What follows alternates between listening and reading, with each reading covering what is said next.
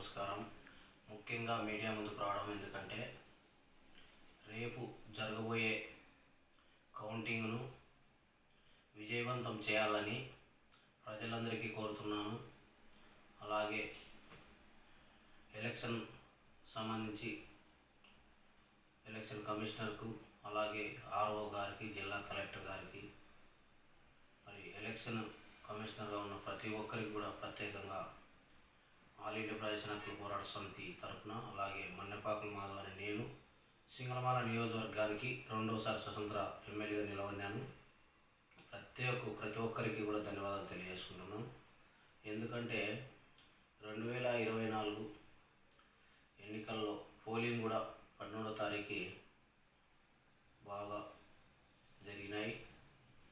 ఎక్కడ గొడవలు లేకుండా, ఎక్కడే కానీ ఏ సమస్యలు లేకుండా పోలింగ్లు కూడా బాగా జరిగినాయి. మా సింగళమాల నియోజకవర్గంలో కానీ, అర్బన్లో కానీ, అలాగే మా రాష్ట్ర వ్యాప్తంగా, ఆంధ్రప్రదేశ్ రాష్ట్ర వ్యాప్తంగా కూడా పోలింగ్ బాగా జరిగినాయి. ఒకసారి 2 సార్లు మాత్రం కొన్ని గలాట్లు కూడా జరిగినాయి. కానీ ఈరోజు ఒకటే తెలియజేసుకుంటున్నాం, మేము రేపు జరిగే కౌంటింగ్లో మరి ఎవరు కూడా గలాట్లు చేసుకోకుండా ఓటమి గెలుపు అనేది మన ప్రజాస్వామ్యంలో మరి ఖచ్చితంగా ఉంటుంది. గెలిచే వాళ్ళు ఉంటారు, ఓడిపోయే వాళ్ళు ఉంటారు. ఓటమి గెలుపు అనేది ఎక్కడైనా కూడా, ఏ రాష్ట్రంలో అయినా ఉంటుంది, ఏ నియోజకవర్గంలో అయినా ఉంటుంది. అలాగే మన దేశవ్యాప్తంగా ఉంటుంది. ప్రజాస్వామ్యంలో ఓటమి గెలుపు రెండు ఉంటాయి. గెలిచిన వాళ్ళు సంతోషంగా ఉన్నాం, ఓడిపోయిన వాళ్ళు కూడా సంతోషంగా ఉన్నాం.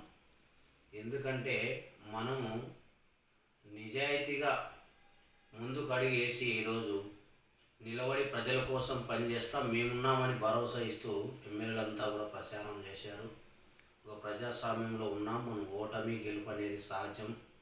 ఖచ్చితంగా నేను ఒకటే తెలియజేసుకుంటున్నాను, గెలిచిన వాళ్ళు కానీ సంతోషంగా ఉండండి, ఓడిపోయిన వాళ్ళు సంతోషంగా ఉండండి. ఎటువంటి గలాట్లు లేకుండా మన రాష్ట్రంలో అన్నదమ్ముల మాదిరి కలిసిమెలిసి ఉండాలని కోరుతున్నాం. అలాగే అధికారులకు లోబడి, వాళ్ళ యొక్క నిబంధనలకు లోబడి మనం కౌంటింగ్ అనేది పూర్తి చేసుకొని సంతోషంగా ముందుకు వెళదాం.